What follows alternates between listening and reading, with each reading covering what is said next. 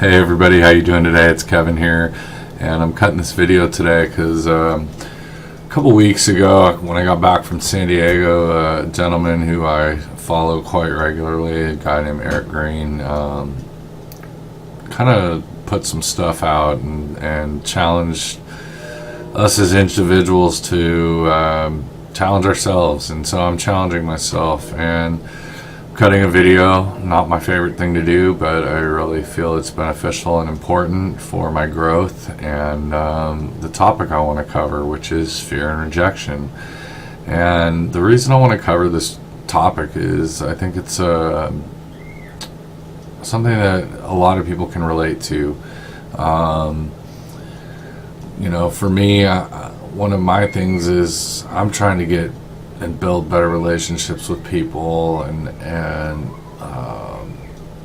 find myself, find the go-getter that used to be inside of me that it's kind of faded out and got lost over the years.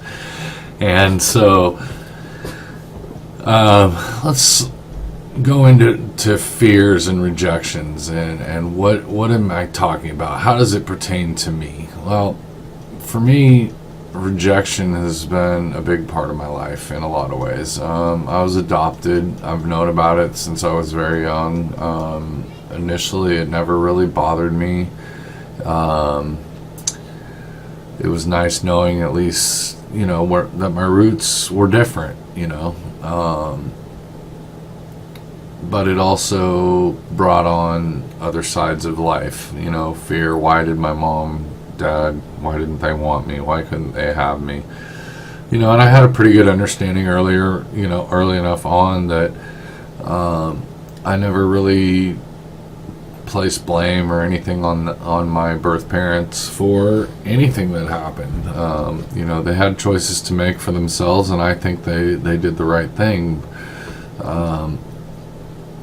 And then growing into my adolescence years, prior to that, I was really active, played sports, basically year round, and I hit my teen years, 7th, 8th grade this summer, and I was in a weight loss camp. My parents had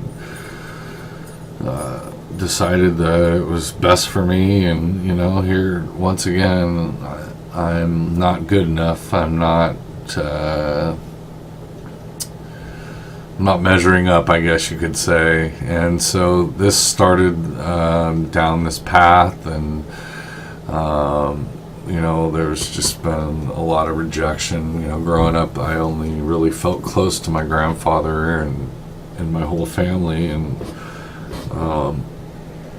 he passed away about 20 years ago roughly, and it's been hard not having him around, for support, moral support. He was the most unconditional person in my life through that time. And, I went through some experiences with rejection in junior high school and a cotillion ballroom dance class that I was in. And, one of the girls from my school had taken an interest in me, and this was like a brand new experience for me because I was just used to getting rejected. Now I wouldn't date you, this, that, the other. And so I spent a lot of years being rejected in high school, especially from other girls, because I always felt it was my weight problems or whatever. It just never panned out. So then by the time I was 16, I wasn't living at home. I was in a group home and, on my own by the time I was 18. Well, while I was in the group home, I met a girl through one of my group home mates, and we ultimately got married, had kids together, and that didn't last. And that led to more rejection and fear and, why does nobody ever want to be with me? I'm a giver. I'm got a big heart, but I just can't seem to, find that person that will stick with me, and I just always felt really rejected. And so after my divorce, I really crawled into a hole and focused on being a father to my kids, because that's what they needed the most at that point in their life. And I let a lot of my friendships go. I let a lot of people go in my life, and I became very afraid to engage with people for fear of being rejected in some way, shape, or form. And then I got into another relationship, and that was a joke, and then another one after that, and that actually lasted for 5 years, and was a really good relationship in a lot of ways. But ultimately it wasn't, it was definitely something that wasn't meant long term, and it definitely provided a lot of spiritual growth and mental toughness, and dealing with raising other females' children, and her being a part of my children's life, and the struggles that blended families bring to life. And so when that relationship ended, I really was kind of torn, really lost, really hurt, and ultimately went into a 3-month depression. Didn't work, barely could get out of bed. The only time I came out of my room was to deal with my kids,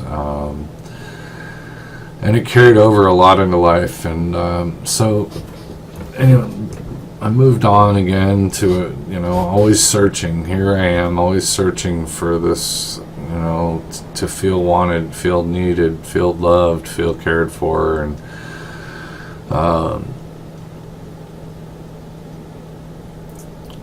just tired of being rejected all the time, and really at my wit's end with trying to open up and be a part of other people's lives. It just was scary for me. So anyways, with that being said, my point is, I'm here. I'm still here. I'm still afraid, but you know what? I'm not going to quit. I'm not going to give up. I've come to find a passion in life for myself, and some dreams and desires that I really want to make happen for me and my family, and everything that I'm doing. It's about helping other people, and I've got to grow as a person and get over my fears and step out of the box and step out of the shadows and take life by the horns, because it's time. I've got a goal, and I'm gonna make that goal happen, and I'm gonna touch some people's lives, and I'm gonna change some lives for the better. That it just has to happen. There's no fear or rejection strong enough. I've matured finally enough to feel that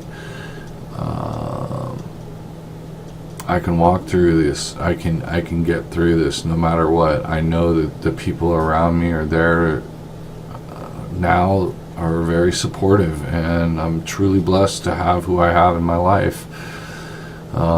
It's the most loved that I've ever felt.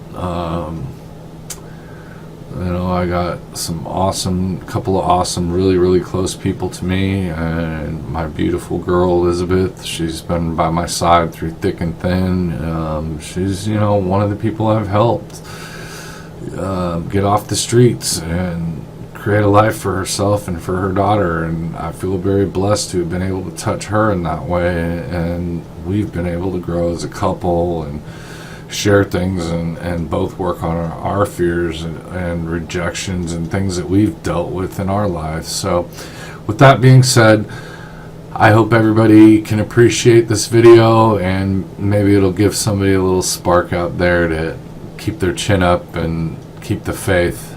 So you all have a wonderful, blessed evening. May God bless you all.